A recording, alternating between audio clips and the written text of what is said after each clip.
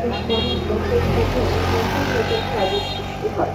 অন্ন, অন্ন, যে ভগবান আমাকে অন্ন দিতে পারেন না, তিনি যে আমায় স্বর্গের অনন্ত সুখে রাখবেন, একথা আমি বিশ্বাস করি না। ভারতকে ওঠাতে হবে, গরিবদের খাওয়াতে হবে, শিক্ষার বিস্তার করতে হবে এবং পৌরোহিত্যের পাপ দূর করতে হবে। প্রাচীন ধর্ম থেকে এই পৌরোহিত্যের অত্যাচার ও অনাচার ছেঁটে ফেলো।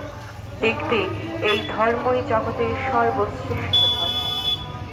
আমার কথা বুঝতে পারছো তো? ভারতের ধর্ম নিয়ে সমাজকে ইউরোপের সমাজের মতো করতে পারো। আমার বিশ্বাস এটি কাজে পরিণত করা খুব সহজ জয় জয় আর খুব শ্রীরামকৃষ্ণ সহজ। দেব।